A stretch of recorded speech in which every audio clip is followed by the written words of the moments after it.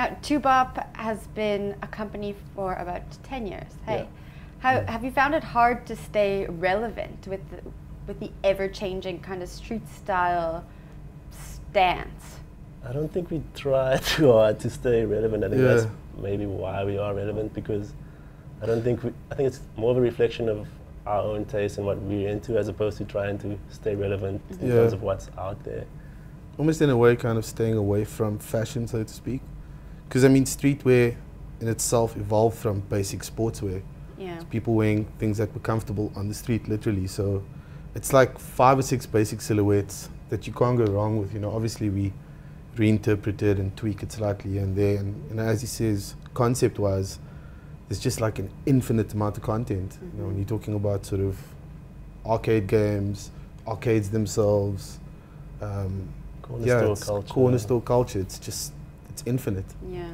So, yeah. A lot of inspiration from corner store culture and arcade games. Tell me about the design process.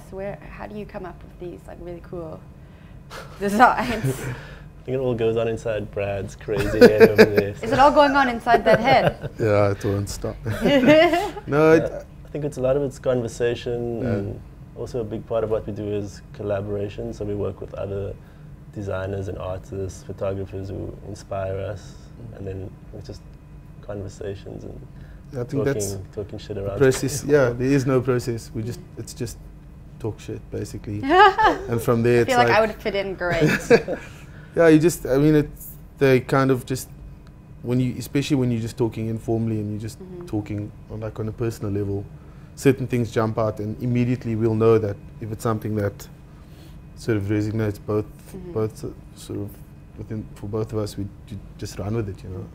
Anthony, you said all the design, creative content is brewing in Brad's head. Has he ever had an idea that you hated, or a concept that you hated? Yeah, of course, man. I get reminded. No, Brad says no, and you say yes. No, I said loads, lots. Loads. Yeah, and I get reminded about some of them all the time. You know? Especially if sometimes we'll want to do something, and I'll say nah, and then like 2 years down the line we'll do it, and he's like, that blows up. Told you so. But you know, that's the whole thing. It's like, I think Tubop's been around for 10 years, and hopefully it will be around for another 10 years because of the balance. I'm always too far in one direction, and he's like, and we just meet in the middle, you know. It's like, because I'll come up with ideas that are sometimes, even if I look at them in retrospect, I'm just like, whoa, what are you thinking? And then he's the sort of sober-minded person, but I push him and he holds me back. Well, not holds me back. So it's a negative way of saying it, but there's like a push and pull, and it finds like balance between the two of us. There's there's a lot of 80s, 90s arcade game inspiration. We've been talking about it the whole interview. Do you find people still want that, or is street style kind of going in a different way that's going to make you guys have to change the way you do things? It was the initial inspiration behind the brand, but I think it's also evolved as we've evolved as well, you know. So it's kind of like, it takes inspiration from that, but we're not going to literally see like a giant like 8-bit print, although we might still do it every now and then.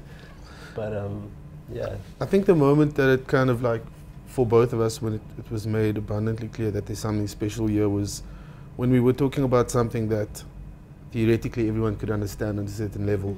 When we realized how we experienced it, it was completely unique, obviously because of the era within which we grew up, you know, like we'd never seen an actual arcade game. We grew up with bootlegs, and that's because we grew up during apartheid.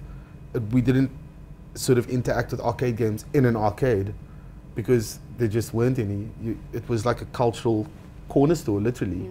An informal sort of general dealers which had arcade games, bootlegs, and that's how we kind of interacted with it. And it was also like we realized it was the first time both of us had ever heard electronic music. You know, it was from like certain games.